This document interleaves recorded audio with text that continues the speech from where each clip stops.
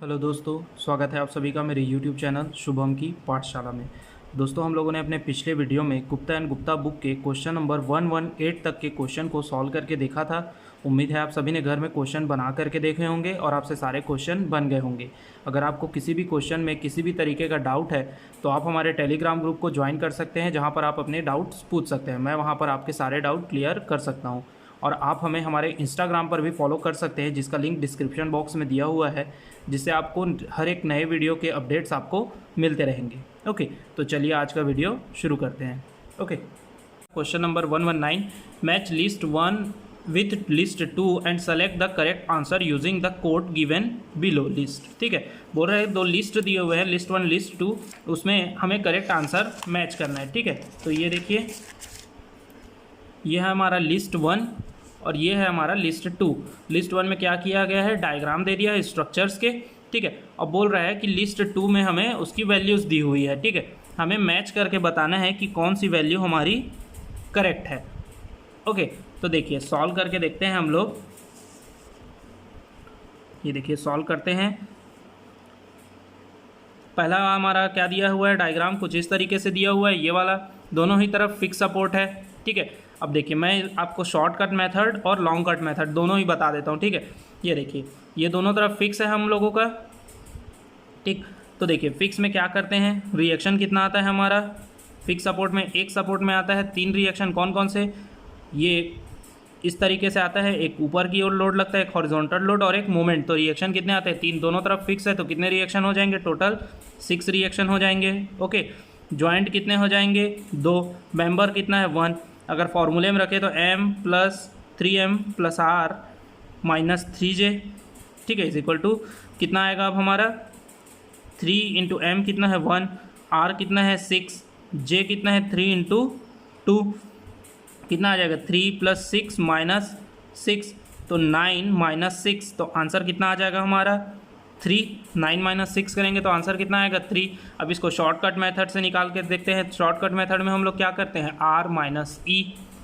ठीक है, r क्या होता है, रिएक्शन, e होता है इक्विलिब्रियम इक्वेशन। अब हमें पता है 2D स्ट्रक्चर जो होता है इसमें इक्विलिब्रियम इक्वेशन कितने होते हैं, 3। ठीक, रिएक्शन कितना है हमारा 6 - 3 करेंगे तो आंसर कितना आ जाएगा 3। ठीक है, तो ये देखिए दोनों ही मेथड से आप बना सकते हैं, आप चाहे फॉर्मूले में रख के बनाइए या शॉर्टकट मेथड से बनाइए, आपका आंसर आ जाएगा। ठीक है, तो पहला वाला जो हमारा लिस्ट है वो किससे मैच खाता है, लिस्ट 1 से। ओके, सेकंड देखते हैं।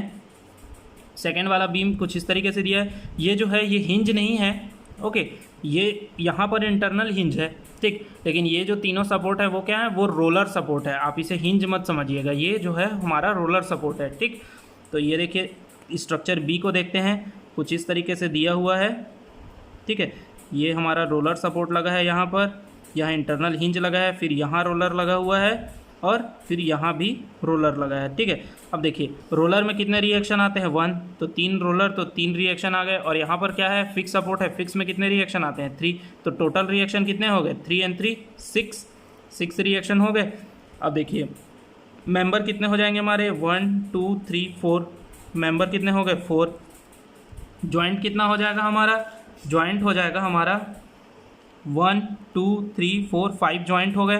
ठीक है, तो 5 जॉइंट कर दिए। अब देखिए फॉर्मूले में रखते हैं तो 3m + r - 3j करते हैं। 3 × मेंबर कितने हैं 4, r कितना है 6, -3 × 5 करेंगे। ठीक है, ये हो गया हम लोगों का 12 + 6 - 15।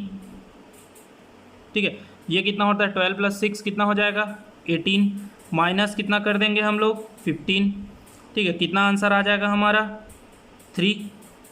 ओके, ये आ गया 3। अब चूंकि यहाँ पर इंटरनल हिंज लगा हुआ है और हमें पता है जब इंटरनल हिंज होता है तो इस फॉर्मूले में हम लोग क्या करते हैं, माइनस, इस टोटल फार्मूले में माइनस कर देते हैं समेशन ऑफ n - 1।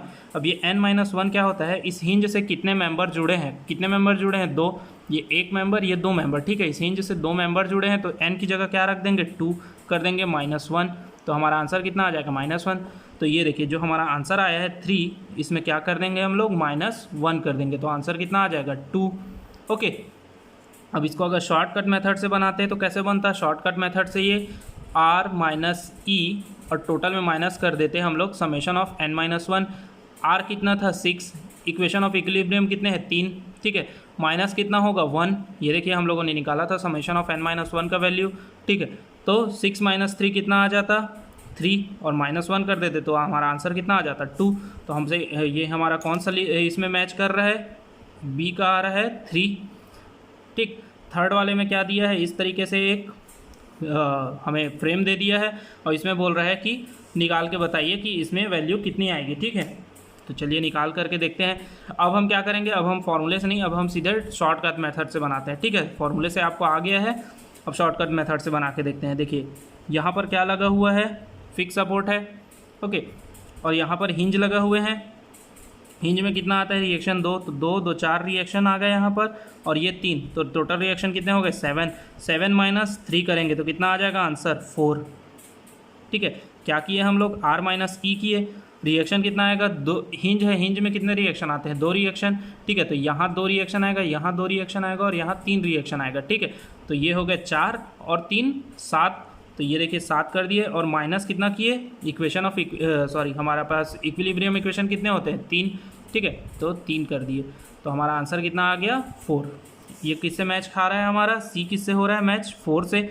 लास्ट हमें फ्रेम दिया हुआ है कुछ इस तरीके से, क्या हो रहा है, तीनों में फिक्स लगा हुआ है सपोर्ट, तो एक फिक्स सपोर्ट में कितने रिएक्शन आते हैं 3, और यहाँ कितने सपोर्ट हैं 3 सपोर्ट हैं, तो 3 × 3 कितने हो गए 9, ठीक है। फिर से करेंगे, रिएक्शन यहाँ आ गया 9, ठीक है। इक्विलिब्रियम इक्वेशन कितने होते हैं 3, तो क्या करेंगे R - E मतलब 9 - 3, तो आंसर कितना आ जाएगा 6। तो ये डी, ये जो डी ऑप्शन है वो किससे मैच खा रहा है 2 से, ओके। तो ये देखिए हमारा ऑप्शन कौन सा सही हो जाएगा, आंसर हमारा हो जाएगा ऑप्शन डी हमारा सही हो जाएगा, ठीक है, इस तरीके से। अब देखिए लास्ट आज का क्वेश्चन देखते हैं। आज का लास्ट क्वेश्चन हमारा है क्वेश्चन नंबर 120, ठीक है। क्वेश्चन नंबर 120 में क्या बोल रहा है, a fixed beam A B is subjected to triangular loading varying load, ठीक है, यूवीएल, जिसे यूनिफॉर्म वेरिंग लोड भी कहते हैं, from 0 at its end A to W पर unit length at its end B, the ratio of fixed end moment B to A will be. क्या बोल रहा है कि इस तरीके से ये पॉइंट A है, ये पॉइंट B है, ठीक है, दोनों ही फिक्स्ड है। इसमें क्या बोल रहा है ट्रायंगुलर लोडिंग, ठीक है, ये देखिए क्या बोल रहा है ट्रायंगुलर लोड वेरिंग, ठीक है। अब ये कितना वेरी कर रहा है 0 से W, ठीक है, ये 0 से लेकर के W तक का लोड वेरी कर रहा है, ठीक है। अब इसके लिए हमें क्या बोल रहा है फिक्स एंड मोमेंट बताओ और उसका रेशियो बताओ B to A, ठीक है। तो ये जब इस तरीके का केस होता है, तो जब ये जो A सपोर्ट A होता है, A पॉइंट पे कितना आता है, मतलब जहाँ लोड 0 होता है, ठीक है, वहाँ पर फिक्स एंड मोमेंट की वैल्यू कितनी आती है WL²/30, और जहाँ पर ये जो ऊंचा साइड होता है ट्रायंगुलर लोडिंग का, वहाँ पर फिक्स एंड मोमेंट की वैल्यू कितनी आती है WL²/20, ठीक है। तो ए पे कितना आया है हमारा फिक्स एंड मोमेंट का वैल्यू WL²/30, बी पे कितना है WL²/20, और हमें यहाँ पर क्या बोल रहा है the ratio of fix end moment at B to A, ठीक है। तो क्या करेंगे B divided by A, B पे कितना है WL²/20, डिवाइड कर देंगे उसको WL²/30 से, तो हमारा आंसर कितना आ जाएगा 30 × 20, ये कट जाएगा और 30 × 20 हो जाएगा, ठीक है। तो ये कटा, फिर हमारा कितना आ गया आंसर 3/2। अब देखिए कौन सा आंसर हमारा सही दिख रहा है, इसमें ऑप्शन डी सही दिख रहा है 3/2। तो हमारे 120 का भी आंसर कितना आ जाएगा, आंसर डी, ठीक है। तो इस तरीके से आज की इस वीडियो में हम लोगों ने क्वेश्चन नंबर 112 से लेकर के क्वेश्चन नंबर 120 तक के क्वेश्चन को सॉल्व करके देखा है, ठीक है। आप सभी क्वेश्चन को घर में बना करके देखिए। अगर किसी भी क्वेश्चन में कुछ डाउट होता है तो आप हमारे टेलीग्राम ग्रुप को ज्वाइन कर सकते हैं, वहाँ पर आकर के आप हमसे डाउट पूछ सकते हैं, वहाँ मैं आपके डाउट क्लियर कर सकता हूँ, ठीक है। और घर में बना करके देखिए सारे क्वेश्चन को, और मिलते हैं अगले वीडियो में नेक्स्ट क्वेश्चन के साथ। वीडियो पसंद आए तो वीडियो को लाइक कीजिए, शेयर कीजिए, सब्सक्राइब कीजिए। मिलते हैं अगले वीडियो में। नेक्स्ट क्वेश्चन देखते हैं। नेक्स्ट क्वेश्चन कौन सा है हमारा, क्वेश्चन नंबर 121, ठीक है। 121 नंबर का क्वेश्चन है। कुछ इस तरीके से डायग्राम दिया हुआ है हमें ट्रस का, ठीक है। ये ट्रस का जो डायग्राम दिया हुआ है, ऐसे ट्रस को क्या बोलते हैं, प्रैट ट्रस बोलते हैं, ठीक है। जनरली हम लोगों ने ट्रस देखा है कुछ इस तरीके से होता है, ठीक। ये देखिए ऐसा टाइप का ट्रस होता है, ठीक। इसमें क्या किया है, उल्टा कर दिया है ट्रस को, ठीक है। ऐसा ट्रस होगा, इसमें क्या किया, ट्रस को उल्टा कर दिया है, ठीक है। हम लोगों ने पढ़ा था ट्रस के सारे मेंबर्स के बारे में, ये top chord, bottom chord, verticals, ये डायगोनल, ठीक है। इसमें क्या किया, उल्टा कर दिया, ठीक है। ये ब्रिज ट्रस का एग्जांपल है, ठीक है। जो जब ब्रिज बनता है तो उसमें ट्रस कैसे होते हैं, कुछ इसी तरीके के ट्रस होते हैं, ब्रिज ट्रस, ठीक है। अब इसमें क्या बोल रहा है कि इसके एक मेंबर की लेंथ कितनी है, L, और टोटल लेंथ कितना हो गया है, 6L, ठीक है। 6 मेंबर्स हैं इस तरीके से, ठीक। और इसकी पर्टिकुलर एक मेंबर की लेंथ कितनी है, L, तो ये टोटल लेंथ है हमारा 6L, ठीक है। इसमें क्या बोल रहा है, the influence line diagram for force in member XY of the truss shown in figure, ठीक है। बोल रहा है कि XY पे जो मेंबर है XY, इसमें फोर्स की वैल्यू कितनी आएगी ये बताओ, और उसके लिए ILD डायग्राम बनाओ, ठीक है। तो चलिए देखते हैं इसे बना करके। ये देखिए मैंने इसका बड़े में डायग्राम बना लिया है, ठीक है। ये यहाँ पर सेम डायग्राम को उतार लिया है। देखिए L पर्टिकुलर एक मेंबर जो है ये वाली, इसकी लेंथ कितनी है, L, ठीक है। तो टोटल कितना हो जाएगा, 6L, ठीक है। 6 मेंबर है तो, और यहाँ की हाइट कितनी दी हुई है, L, ओके। तो चलिए सबसे पहले हम लोग क्या करेंगे कि RA निकाल लेते हैं, ठीक है। फोर्स का सपोर्ट पे रिएक्शन निकाल लेते हैं, ओके। तो देखिए अब सपोर्ट पे रिएक्शन निकालना तो हमें आता है, ठीक है। समेशन ऑफ FY करके और मोमेंट अबाउट B करके हम लोग क्या करेंगे, RA की वैल्यू फाइंड कर लेंगे, ठीक है। तो RA की वैल्यू कितनी आ गई हमारी, 5/6, ओके। और RB की वैल्यू कितनी आ गई, 1/6। तो हमने RA कैलकुलेट कर लिया, ओके। अब क्या करेंगे, हमारा स्टेप 2 क्या होगा, हम एक सेक्शन काटेंगे, ठीक है। एक सेक्शन हम लोग कट करेंगे। ये देखिए यहाँ से ऐसे एक सेक्शन कट करते हैं, ये वाली, ठीक है। अब मैं क्या करूँगा, इस सेक्शन को उठा करके लाया, ये देखिए, और यहाँ पर ला करके रख दिया। ये देखिए ऐसा एक सेक्शन कट किया, ये वाला सेक्शन कट किया मैं, और ला करके रख दिया सेक्शन को। अब क्या बना मेरा सेक्शन, कुछ इस तरीके से बनेगा। ये देखिए ऐसा मेरा सेक्शन कटा है, ठीक है। अब मैं क्या किया, यहाँ पर कौन सा फोर्स आएगा, ये हमें क्या निकालना है, फोर्स XY निकालना है, ओके। अब मैं क्या करूँगा, समेशन ऑफ FY कर दूंगा कट करने के बाद। तो क्या आ जाएगा मेरा, ये देखिए यहाँ पर कौन कौन सी वैल्यू आएगी, एक RA की वैल्यू आएगी, समेशन ऑफ FY करूँगा तो ऊपर के डायरेक्शन में जा रहा है, और एक FY जा रहा है ऊपर के डायरेक्शन में। RA की वैल्यू मैंने कितनी कैलकुलेट की थी, 5/6, तो यहाँ पर लिख दिया मैं 5/6, ठीक है। और यहाँ पर फोर्स XY, तो जब मैं इस तरफ ट्रांसफ़र कर दूँगा, ये देखिए ये force XY is equal to 0, ठीक है। तो फोर्स XY की वैल्यू कितनी आ गई, -5/6 आ गई। मेरी फोर्स XY की वैल्यू कितनी आ गई, -5/6 आ गई, ओके। तो अब देखिए यहाँ पर मैं क्या किया, यहाँ पर मैं यूनिट लोड रखा था, ठीक है। यहाँ पर यूनिट लोड रखा था। अब देखिए सारे मेंबर्स के नीचे मैंने क्या किया है, लाइन खींच लिया है, ठीक है। अब देखिए सपोर्ट पे कितना आता है, 0 आता है वैल्यू, ओके। अब देखिए उसके बाद अब मैं क्या करूँगा, फोर्स की वैल्यू कहाँ पर 0 आएगी यहाँ पर, ठीक है, सपोर्ट में। उसके बाद कितनी आई थी हमारी वैल्यू XY में, 5/6। तो ये देखिए मैंने 5/6 लिखा, और फिर क्या किया, इसको यहाँ से यहाँ और इसको मिला दिया, ठीक है। अब देखते हैं हमारा कौन सा डायग्राम मैच कर रहा है। ये देखिए ये वाला डायग्राम मैच कर रहा है क्या, नहीं, ठीक है। ये कर रहा है, नहीं। ये वाला डायग्राम हमारा मैच कर रहा है, लेकिन हमारा डायग्राम कैसे बना है, नीचे की ओर बना है, कंप्रेसिव, ठीक है। तो मैटर नहीं करता है आप नीचे की ओर बना, क्योंकि हमारी वैल्यू माइनस में आई थी, इसलिए हम लोग हमेशा कंप्रेसिव को क्या करते हैं, नीचे की ओर बनाते हैं। इसलिए मैंने डायग्राम को क्या किया था, नीचे की ओर बनाया था आपको समझाने के लिए, ठीक है। लेकिन ऑप्शन में आपको डायग्राम ऊपर की ओर दिया है, ओके। और हमारी वैल्यू सेम आई है 5/6। तो हमारा आंसर कौन सा हो जाएगा, हमारा आंसर हो जाएगा आंसर सी, ओके। हमारा 1 to 1 का आंसर क्या हो जाएगा, आंसर ऑप्शन हो जाएगा सी। नेक्स्ट क्वेश्चन कौन सा है हमारा, नेक्स्ट क्वेश्चन है क्वेश्चन नंबर 122, ठीक है। इसमें क्या किया है, एक डायग्राम दे दिया है हम लोगों को कुछ इस तरीके से, और बोल रहा है कि जो ये मेंबर है XY, इसमें स्ट्रेन एनर्जी की वैल्यू कितनी होगी, ठीक है। अब हमें पता है स्ट्रेन एनर्जी का फॉर्मूला क्या होता है, स्ट्रेन एनर्जी का फॉर्मूला होता है हमारा 1/2 × W²L/AE, ठीक है। एक्सियल फोर्स के लिए ये ट्रस है, ट्रस में क्या आता है, एक्सियल फोर्स ही आता है ना। और एक्सियल फोर्स के लिए हम लोगों ने ये देखिए पढ़ा हुआ है कि जब एक्सियल फोर्स हम लोग निकालते हैं तो उसके लिए स्ट्रेन एनर्जी की वैल्यू कितनी होती है, 1/2 W²L/AE, ओके। तो देखिए अब सबसे पहले हमें क्या करना पड़ेगा, स्ट्रेन एनर्जी कैलकुलेट करने के लिए इस XY पे फोर्स की वैल्यू कैलकुलेट करनी पड़ेगी, ओके। तो देखिए मैं क्या करता हूँ, सीधे सीधे ये वाले पॉइंट को कंसीडर करता हूँ, ठीक है। यहाँ पर बना लेता हूँ इस पॉइंट को, मैं कौन से पॉइंट को, ये वाले पॉइंट को। तो ये देखिए यहाँ पर X, ठीक है, ये X पॉइंट है। यहाँ पर कौन सा फोर्स जा रहा है, ये P फोर्स जा रहा है, एक नीचे एक मेंबर जा रहा है XY, ठीक है। और यहाँ एक मेंबर जा रहा है X, जो भी है X को दे देते हैं फोर्स, कोई मेंबर दे देते हैं, ठीक है। क्योंकि ये कोई पॉइंट तो दिया नहीं है, ठीक है। अब मुझे क्या करना है, एक्स वाई मेंबर पे फोर्स की वैल्यू कैलकुलेट करनी है, तो मैं क्या करूँगा, समेशन ऑफ एफ वाई कर दूंगा, ठीक है। तो कितना आ जाएगा, ये देखिए नीचे की ओर एक फोर्स जा रहा है एक्स वाई, और ऊपर की ओर कोई जा रहा है क्या, फोर्स नहीं जा रहा है, ज़ीरो। तो एक्स वाई मेंबर पे फोर्स की वैल्यू कितनी आ गई, ज़ीरो, ठीक है। आप इसको एक तरीके से और कैलकुलेट कर सकते हैं, क्योंकि जब हम लोग ट्रस का पढ़ रहे थे क्वेश्चन, तो हम लोगों ने पढ़ा था कि जब किसी जॉइंट से दो मेंबर जाते हैं, ठीक है, कोई जॉइंट से दो मेंबर जाए और वो कोलिनियर ना हो, ठीक है, मतलब इनके बीच का एंगल जो है वो 180 डिग्री ना हो, तो दोनों मेंबर क्या हो जाते हैं, ज़ीरो, ठीक है। और अगर किसी जॉइंट से तीन मेंबर जा रहे हों, ठीक है, और दो मेंबर कोलिनियर हो और थर्ड वाला जो है वो परपेंडिकुलर हो, ठीक है, थर्ड मेंबर या थर्ड फोर्स जो है वो परपेंडिकुलर हो, तो ये वाला जो मेंबर होता है, ये वाला फोर्स जो होता है यहाँ पर, फोर्स की वैल्यू क्या हो जाती है, ज़ीरो, ठीक है। तो सेम इसी तरीके से यहाँ पर भी हुआ है, ये देखिए एक मेंबर ये है इस जॉइंट पे, एक ये जा रहा है, और यहाँ पर इसके परपेंडिकुलर में कौन सा जा रहा है, एक्स वाई जा रहा है मेंबर, तो एक्स वाई की वैल्यू कितनी हो जाएगी, ज़ीरो। और अगर आप चाहें तो मेथड ऑफ जॉइंट से भी निकाल सकते हैं। इस जॉइंट पे देखिए तीन जो चीज़ें एक्ट कर रही है, उसके बाद फिर उसमें समेशन ऑफ एफ वाई लगा दीजिए, तो एक्स वाई की वैल्यू कितनी आ गई, ज़ीरो। अब अगर इस मेंबर पे फोर्स की वैल्यू ज़ीरो आ गई, तो स्ट्रेन एनर्जी कितना आ जाएगा, ज़ीरो, क्योंकि डब्ल्यू की जगह जब ज़ीरो पुट करेंगे तो सारी वैल्यू क्या हो जाएगी, ज़ीरो। ओके, तो यहाँ पर हमारा 112 का आंसर क्या आ जाएगा, ऑप्शन डी, ठीक है, ज़ीरो आएगा इसका आंसर।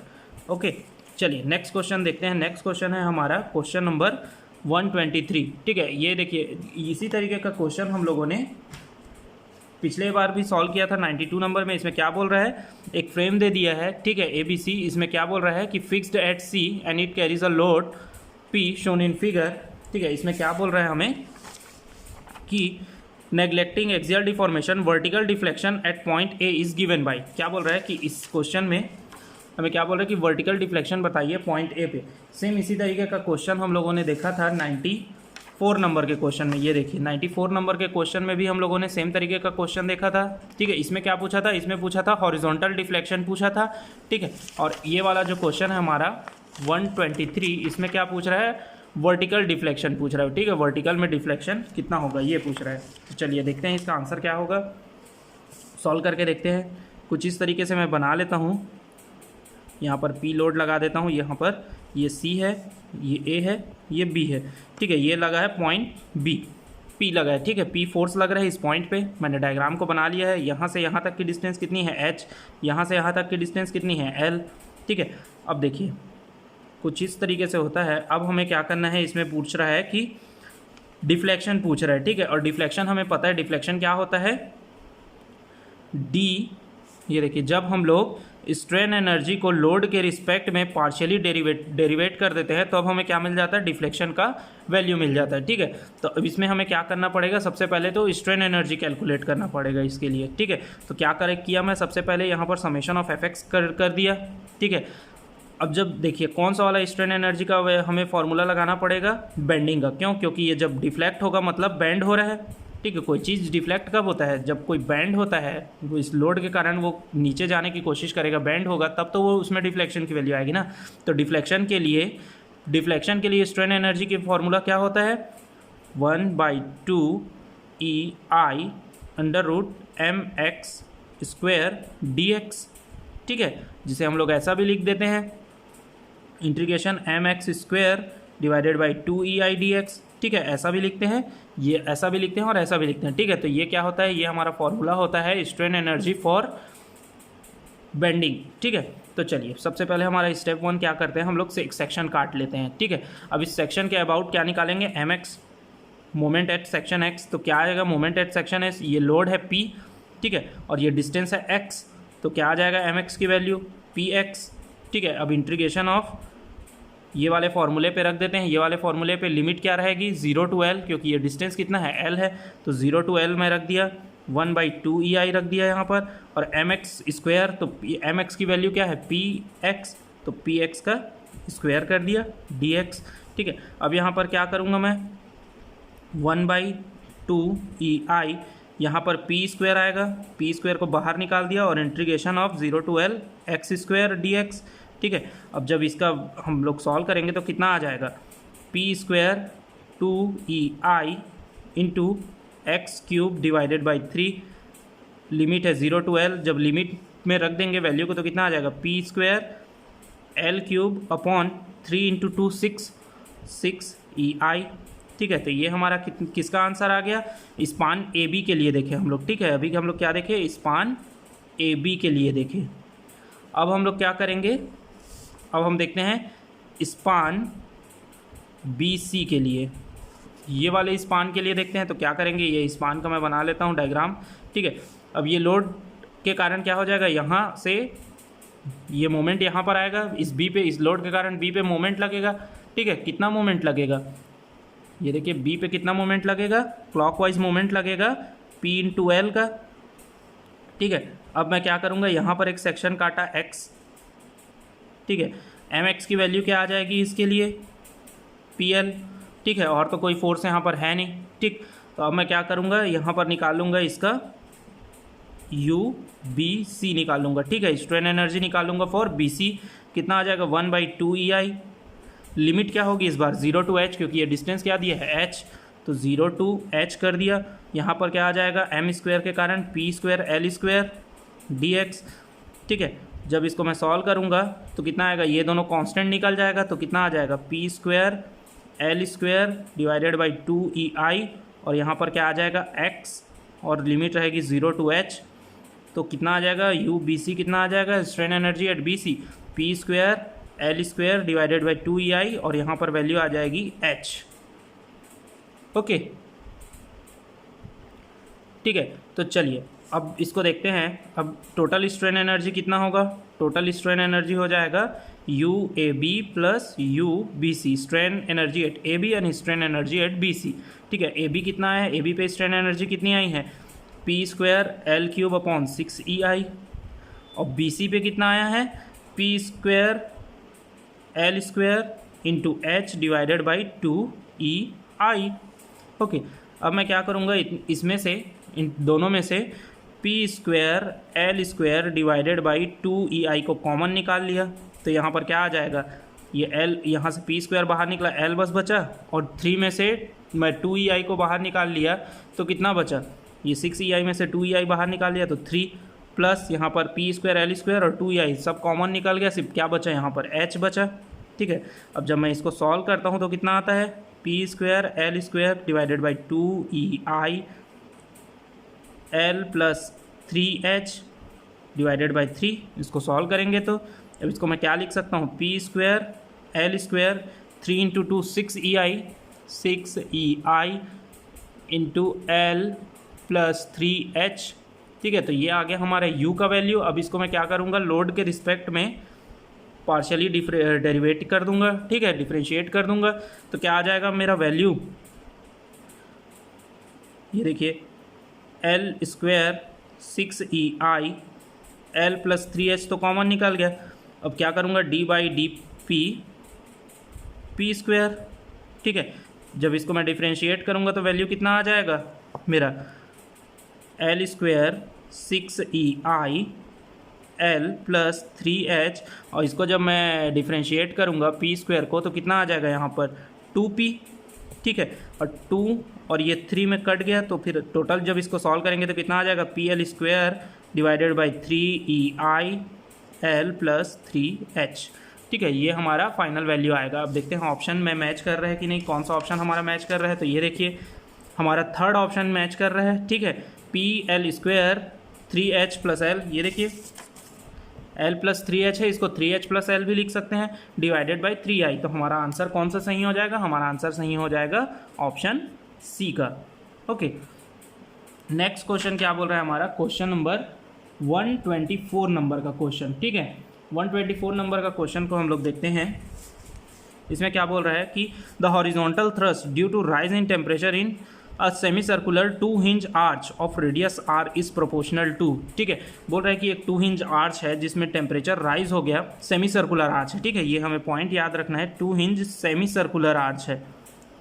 ठीक, दो तरीके का आर्च होते हैं, एक सेमी सर्कुलर आर्च होता है, एक पैराबोलिक आर्च होता है। ठीक है, तो ये बोल रहा है 2 हिंज सेमी सर्कुलर आर्च। ठीक है, उसमें टेम्परेचर बढ़ गया। ठीक है, तो radius R is proportional to. ठीक है, तो अब देखते हैं हॉरिजॉन्टल थ्रस्ट, द हॉरिजॉन्टल, इसमें हॉरिजॉन्टल थ्रस्ट की वैल्यू कितनी आएगी पूछ रहे। ठीक है, तो चलिए देखते हैं। ये देखिए temperature effect on horizontal thrust of 2 hinge arch देखते हैं। Due to temperature increase in 2 hinge arch horizontal thrust increases and bending moment maximum at the crown, हम लोगों ने पढ़ा हुआ था। अब क्या बोल रहा है देखिए, एक ये आर्च हमें दे दिया है, ठीक है, 2 hinge आर्च है, ये मान लीजिए पैराबोलिक आर्च है, ठीक है, और ये क्या है, ये है हमारा सर्कुलर आर्च, ये ठीक है, मान लीजिए एक पैराबोलिक आर्च है, एक सर्कुलर आर्च है, ये है हमारा पैराबोलिक और ये है सर्कुलर, ठीक है। इसमें लेंथ इसकी ये वैल्यू कितनी होती है L, और ये होता है राइज, ठीक है, ये होता है स्पान, ये होता है राइज, ठीक है। सेमी सर्कुलर आर्च में क्या होगा, ये इसकी वैल्यू कितनी हो जाएगी डायमीटर, और डायमीटर को हम लोग क्या लिख सकते हैं 2r, ठीक है, तो इसकी वैल्यू हो जाएगी 2r, और राइज कितना हो जाएगा इसका, राइज की वैल्यू हो जाएगी r, मतलब रेडियस, ठीक है। अब देखिए, अब क्या बोल रहा है, बोल रहा है कि टेम्परेचर इंक्रीज हो रहा है, ठीक है। हमें पता है कि जब 2 hinge आर्च में टेम्परेचर इंक्रीज होता है तो उसके कारण स्ट्रेस डेवलप होता है, और जब स्ट्रेस डेवलप होगा तो ये हॉरिजॉन्टल थ्रस्ट, ये जो सपोर्ट्स हैं यहाँ पर से ये फैलने की कोशिश करेगा, ठीक है, और जब ये फैलने की कोशिश करेगा तो यहाँ पर जो हॉरिजॉन्टल रिएक्शंस लग रहे हैं वो क्या करेंगे, इसे रोकने की कोशिश करेंगे, ठीक है। जब वो फैलने की कोशिश करेगा टेम्परेचर इफेक्ट के कारण हिंज सपोर्ट, तो क्या करेगा, ये जो रिएक्शन है वो उसे रोकने की कोशिश करेंगे, और जितना ये स्ट्रेस बढ़ेगा उतना ये हॉरिजॉन्टल थ्रस्ट बढ़ता जाएगा, ठीक है, हॉरिजॉन्टल रिएक्शन बढ़ता जाएगा जिसे हम हॉरिजॉन्टल थ्रस्ट कहते हैं, ठीक है। तो ये देखिए, तो इसके कारण क्या होता है, जब हमें पता है कि जब इसीलिए जब टेम्परेचर इंक्रीज होता है तो हॉरिजॉन्टल थ्रस्ट की वैल्यू क्या होती है, इंक्रीज हो जाती है, ठीक। अब देखते हैं, जब सेमी सर्कुलर आर्च की बात करता है तो हॉरिजॉन्टल थ्रस्ट पे क्या असर पड़ता है टेम्परेचर इफेक्ट के कारण, कुछ ये आता है, हॉरिजॉन्टल थ्रस्ट कितना आएगा 4EI alpha T divided by pi R square, ठीक है, ये चीज़ आपको याद रखना है, ठीक है। यहाँ आर स्क्वायर क्यों लिए हम लोग, क्योंकि मैंने बताया कि इसमें हॉरिजॉन्टल, जब हम लोग सेमी सर्कुलर की बात करते हैं तो राइज को हम लोग किससे डिनोट करते हैं, रेडियस से, और उसका जो स्पान होता है उसको डायमीटर से, और डायमीटर को हम लोग क्या लिखते हैं 2r, ठीक है। और अगर पैराबोलिक की बात करें तो राइज को हम लोग किससे डिनोट करते हैं h से या स्मॉल r से, ठीक है। और ये क्या होता है, इसका स्पान को हम लोग किससे डिनोट करते हैं l से, ओके। तो देखिए, सेमी सर्कुलर आर्च की बात कर रहा है तो सेमी सर्कुलर आर्च में अगर टेम्परेचर बढ़ जाएगा, बोलेगा कि टेम्परेचर के कारण, टेम्परेचर इफेक्ट के कारण हॉरिजॉन्टल थ्रस्ट पे क्या असर पड़ेगा, तो हॉरिजॉन्टल थ्रस्ट हम लोग इस वाले फॉर्मूले से निकाल सकते हैं, क्या है 4EI alpha T pi R square, alpha क्या है coefficient of thermal expansion, EI is modulus of rigidity, ठीक है, और टी इज टेम्परेचर, ठीक। और अगर पैराबोलिक आर्च की बात करेगा तो कितना आएगा 15EI alpha T divided by 8h square. तो ये दोनों फार्मूले आपको याद रखने हैं, ठीक है, इंपॉर्टेंट फार्मूला है, डायरेक्ट फार्मूला आपसे पूछ सकता है, ठीक है। तो ये देखिए यहाँ पर क्या बोल रहा है, the horizontal thrust due to rise in temperature semicircular arch 2 hinge arch and the radius r is proportional to, तो इसका आंसर क्या आ जाएगा हमारा D, इसका आंसर आ जाएगा 1/r स्क्वायर, ये वाले फार्मूले का यूज़ करेंगे हम लोग, ठीक है। तो इसका आंसर क्या आ जाएगा, ऑप्शन आ जाएगा इसका D। अब देखते हैं नेक्स्ट क्वेश्चन। नेक्स्ट क्वेश्चन क्या बोल रहा है, क्वेश्चन नंबर 125, ठीक है। क्वेश्चन नंबर 125 क्या बोल रहा है कि कुछ इस तरीके से हमें बीम दिया हुआ है, ठीक है। इस बीम में क्या बोल रहा है कि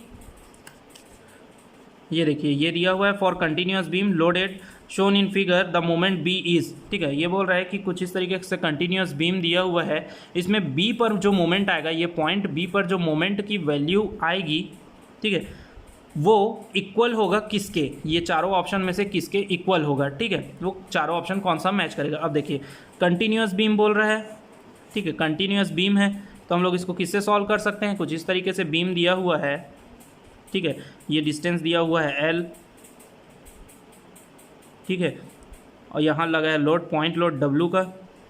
अब जैसे ही ये कंटिन्यूअस बीम है और बोल रहा है कि मोमेंट निकालिए B पर, ठीक है, तो हम लोग क्या यूज़ कर सकते हैं, हम लोग 3 मोमेंट इक्वेशन का यूज़ कर सकते हैं, ओके। 3 मोमेंट इक्वेशन क्या होता है, MA L1 plus 2MB L1 plus L2 plus MC L3 is equal to -6 A1 X1 divided by L1 plus A2 X2 divided by L2, ये होता है हमारा 3 मोमेंट इक्वेशन, ठीक है। अब देखते हैं, सबसे पहले हम लोग फ्री मोमेंट बना लेते हैं, ओके। ये देखिए, ये स्पान AB के लिए मैक्सिमम बेंडिंग मोमेंट कितना हो जाएगा, ठीक है। मैक्सिमम बेंडिंग मोमेंट कुछ इस तरीके से बनेगा, हमें पता है पॉइंट लोड जब हो तो उसके लिए बेंडिंग मोमेंट कैसा बनता है, लीनियर, और वैल्यू कितनी आती है इसकी वैल्यू आती है WL/4। इसकी भी वैल्यू सेम आएगी WL/4, क्योंकि स्पान सेम है, इसका सिमेट्रिक है, ठीक है। इसकी लेंथ कितनी है L। ओके, अब फॉर्मूले में पुट करते हैं। और हमें एक चीज़ और पता है, जब हम लोग 3 मोमेंट इक्वेशन से क्वेश्चन को सॉल्व करते हैं और जब फार एंड सिंपली सपोर्टेड हो, ठीक है, ये जो फार के एंड है ये सिंपली सपोर्टेड हो तो उसकी वैल्यू कितनी हो जाती है 0। तो MA और MB पे MA और MC पर वैल्यू कितनी हो जाएगी 0, ठीक है। तो चलिए इसमें वैल्यू को पुट करते हैं। तो यहाँ पर आ जाएगा 2MB L1 L2, तो L1 L2 है LL, तो L + L is equal to -6। Area, triangle का एरिया निकाल लेंगे, ठीक है। कितना आएगा ट्रायंगल का एरिया 1/2 इंटू लेंथ कितना है L और हाइट कितना है इसका WL/4, ठीक है। तो और यहाँ पर कितना आ जाएगा, इसको जब हम लोग सॉल्व करेंगे तो WL² डिवाइडेड बाई 8, 4 × 2 कितना आ जाएगा 8। x पूछ रहा है, x क्या हो जाएगा इसका सेंटर, ठीक है। सेंटर पे कितना आ जाएगा इसका वैल्यू L/2। अगर ये L है तो वैल्यू कितने आ जाएगा L/2, तो कर देते हैं इंटू L/2 और इंटू में कितना है ये जो L है L1 कितना है L, तो 1/L कर दिए, तो ये कट गया और कितना आ गया आंसर इसका। सेम इसके लिए भी आएगा, इस वाले ट्रायंगल के लिए भी सेम चीज़ आएगा, तो कर देते हैं यहाँ पर भी लिख देते हैं L/2 1/L, ठीक है। जब इसको सॉल्व करेंगे तो हमारा वैल्यू कितना आ जाएगा 2MB 2L is equal to -6 into 2WL² divided by 16, ठीक है। कुछ इस तरीके से हमारा आंसर ये आएगा, ठीक है। अब क्या करेंगे, इसको जब इस तरफ सॉल्व करेंगे, इसको सॉल्व करके इधर पुट कर देंगे तो कितना आ जाएगा MB की value -6 into 2WL² divided by 16 into 1/4L, ठीक है। जब इसको कट करेंगे तो ये आ जाएगा, ठीक है। और 1 2 और 2 और 3, ठीक है। तो ये आंसर कितना आ गया 3WL डिवाइडेड बाई 16, ये आया हमारा MB पे वैल्यू, ठीक है। तो मोमेंट एट B कितना आया है 3WL/16। अब देखते हैं हमारा स्टेटमेंट A क्या बोल रहा है कि the moment at B is 0.75 times free moment at mid span, ठीक है। अब बोल रहा है कि जो मोमेंट B पे आया है, ठीक है, वो 0.75 टाइम्स होगा free moment at mid span, ठीक है। ये इसको हम लोग क्या बोलते हैं, फ्री मोमेंट बोलते हैं, ठीक है। WL/4 हमारा क्या हुआ, फ्री मोमेंट हुआ। तो देखते हैं स्टेटमेंट 1 पे रख करके देखते हैं कि क्या सही में स्टेटमेंट 1 मैच करता है, ठीक है। तो क्या बोल रहा है 0.75 times of free moment at mid span, तो 0.75 इंटू मिड स्पान पे फ्री मोमेंट कितना है WL/4, तो रख देते हैं WL/4। जब इसको सॉल्व करेंगे तो कितना आएगा 75 डिवाइडेड बाई 100 इंटू WL/4। इसको जब सॉल्व करेंगे तो कितना आ जाएगा 3 डिवाइडेड बाई 16, ओके। टोटल जब इसको सॉल्व करेंगे तो 3 डिवाइडेड बाई 16 आ जाएगा, तो हमारा कितना आ गया WL डिवाइडेड बाई 16। आप इसको सॉल्व करके देखिए 0.75 इंटू WL/4 को, तो आपका आंसर कितना आएगा 3WL/16। तो हमारा स्टेटमेंट 1 जो है वो करेक्ट हो गया, ठीक है, कि B पे जो मोमेंट हम लोग निकाले हैं वो 0.75 टाइम्स होगा यहाँ पर जो फ्री मोमेंट निकलेगा उसके, ठीक है। तो हमारा आंसर कौन सा आ जाएगा इसका, ऑप्शन A सही हो जाएगा, ओके। अब नेक्स्ट क्वेश्चन हमें पूछ रहा है, क्वेश्चन नंबर हमें पूछ रहा है 26। बोल रहा है फिक्स्ड बीम दिया हुआ है AB, लेंथ है उसका L, having a constant flexural rigidity EI, carries a 2 load P at its third point C, ठीक है, एंड D और shown in figure the numerically maximum bending moment will occur. उसके बाद हमें 4 ऑप्शन दिए हैं, ठीक है। अब बोल रहा है कि कुछ इस तरीके का बीम दे दिया है हमें और बोल रहा है कि इसमें मैक्सिमम बेंडिंग मोमेंट कहाँ ऑकर होगा, ठीक है। मैक्सिमम बेंडिंग मोमेंट हमें कहाँ मिलेगा, ओके। तो चलिए देखते हैं। अब ये जब बीम हमें कुछ इस तरीके से दिया हुआ है, ठीक है, और ये लोड लगा हुआ है, तो और यहाँ पर से कितनी डिस्टेंस पे है, ये टोटल L डिस्टेंस पे है, और यहाँ से वो L/3 डिस्टेंस पे है, और यहाँ से L/3 डिस्टेंस पे लगा है लोड, कितना लगा है P का, ठीक है। अब हमें पता है जब लोड सिमेट्रिकल ना हो, ठीक है, तो इस केस में हम लोग क्या करते हैं, एक हमें बेंडिंग मोमेंट का फॉर्मूला क्या होता है ऐसे केस के लिए, WAB/L, ठीक है। फ्री बेंडिंग मोमेंट का फॉर्मूला क्या होता है, WAB/L। अब देखिए इसको कैसे निकालते हैं, सबसे पहले ये वाले लोड को भूल जाइए, ठीक है। अब आपके पास A की वैल्यू कितनी आ गई है, इसको A मान लीजिए। A की वैल्यू कितनी आ गई है, L/3। W कितना है, P। A कितना है, L/3, ठीक है। B कितना हो जाएगा, ये देखिए L/3 + L/3 2L/3, तो लिख लेते हैं 2L/3 डिवाइडेड बाई L कर दिए, तो डिवाइडेड बाई L कर दिए। जब इसको सॉल्व करेंगे तो कितना आ जाएगा, 2PL² डिवाइडेड बाई 9L। जब इसको कट करेंगे तो कितना आ जाएगा, 2PL डिवाइडेड बाई 9, ठीक है। तो यहाँ पर मोमेंट की वैल्यू कितनी आ गई, इतनी। अब देखिए अब इस लोड को कंसीडर करते हैं, ये वाले लोड को अब छिपा देते हैं और देखते हैं कि ये वाले लोड के लिए निकालते हैं। अब इस वाले लोड के लिए A की वैल्यू कितनी हो जाएगी, A की वैल्यू हो जाएगी हमारी 2L/3 हो जाएगा A का वैल्यू, और यहाँ पर B की वैल्यू कितनी हो जाएगी, L/3। तो इसमें जब रखेंगे WL 2L/3 × L/3 divided by L, तो इसके लिए भी कितना आ जाएगा वैल्यू, 2PL डिवाइडेड बाई 9, ठीक है। तो मैक्सिमम बेंडिंग मोमेंट दोनों के लिए कितना आया, 2/9 PL, ठीक है। तो यहाँ पर हमारा मैक्सिमम बेंडिंग मोमेंट कितना आ गया, 2PL डिवाइडेड बाई 9 और 2PL डिवाइडेड बाई 9। तो देखते हैं ऑप्शन कौन सा मैच कर रहा है, ठीक है। हमारा ऑप्शन कौन क्या क्या दिया हुआ है, eight C at D and at D will be the equal to 2P/9 and between CD will be equal to P/9 and AB will be equal to 2PL/9 and between AC and also between D, B and D and will be equal to PL/9, ठीक है। तो ये वाले question के लिए हमारा answer क्या हो जाएगा, इस वाले क्वेश्चन के लिए हमारा आंसर क्या आ जाएगा, C। ओके, क्या आएगा हमारा, the maximum bending moment occur at A and at B will be equal to 2PL divided by 9। तो हमारा ऑप्शन कौन सा सही हो जाएगा, हम लोगों ने निकाला था मैक्सिमम बेंडिंग मोमेंट की वैल्यू कितनी निकाली थी, 2PL/9। तो यहाँ पर कितना आएगा, इसका आंसर क्या आ जाएगा, आंसर C आ जाएगा इसका। ओके चलिए नेक्स्ट क्वेश्चन क्या देखते हैं। नेक्स्ट क्वेश्चन हमारा है क्वेश्चन नंबर 127, ठीक है। बोल रहा है sinking of intermediate support of continuous beam, ठीक है। अब देखिए ये क्वेश्चन जो है हम लोगों ने अभी जो ये क्वेश्चन निकाला था, ये वाला जो क्वेश्चन बनाया था, इससे मैच खा रहा है, ठीक है। क्या बोल रहा है कि sinking of intermediate support of continuous beam.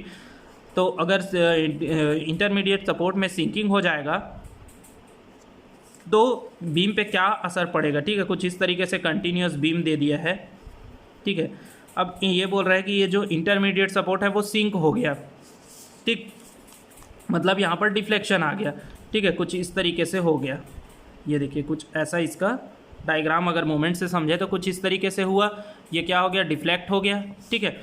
तो अब बोल रहा है कि अगर ऐसा कुछ होता है तो बीम पे क्या असर पड़ेगा, reduce the negative moment at support, increase the negative moment at support, reduce the positive moment at support और increase the positive moment at the centre of span, ठीक है।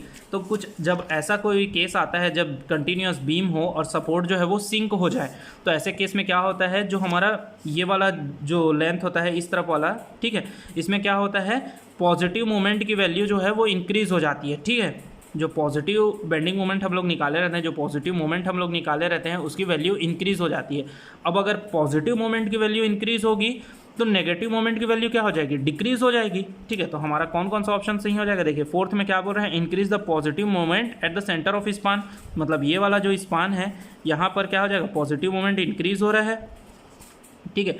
तो यहाँ क्या आ जाएगा, इसकी पहला फोर्थ ऑप्शन तो सही हो जाएगा। अब अगर पॉजिटिव मोमेंट इंक्रीज होगा तो नेगेटिव मोमेंट क्या हो जाएगा, डिक्रीज हो जाएगा। तो ये हमारा सेकंड स्टेटमेंट ये वाला सही हो गया। तो हमारा कौन सा स्टेटमेंट सही हो गया, स्टेटमेंट 1 एंड स्टेटमेंट 4। तो हमारा 127 का आंसर कितना आ जाएगा, 127 का आंसर आ जाएगा ए, ठीक है। तो इस तरीके से हम लोगों ने आज के इस वीडियो में क्वेश्चन नंबर 127 तक के क्वेश्चन को सॉल्व करके देखा है, ठीक है। आप घर में सारे क्वेश्चन को सॉल्व करके देखिए, ठीक है। अगर आपको कहीं पर भी कुछ डाउट होता है तो आप कमेंट सेक्शन में पूछ सकते हैं, या फिर आप हमारे टेलीग्राम ग्रुप को ज्वाइन कर सकते हैं। वहाँ पर आके आप कोई भी अपना जो भी डाउट है उसे पूछ सकते हैं, मैं वहाँ आपके सारे डाउट क्लियर कर सकता हूँ, ठीक है। तो मिलते हैं अगले वीडियो में। नेक्स्ट क्वेश्चन हम लोग देखेंगे, क्वेश्चन नंबर 128 से आगे के क्वेश्चन को सॉल्व करेंगे नेक्स्ट वीडियो में, ठीक है। तो क्वेश्चन को बना करके देखिए, मिलते हैं अगले वीडियो में।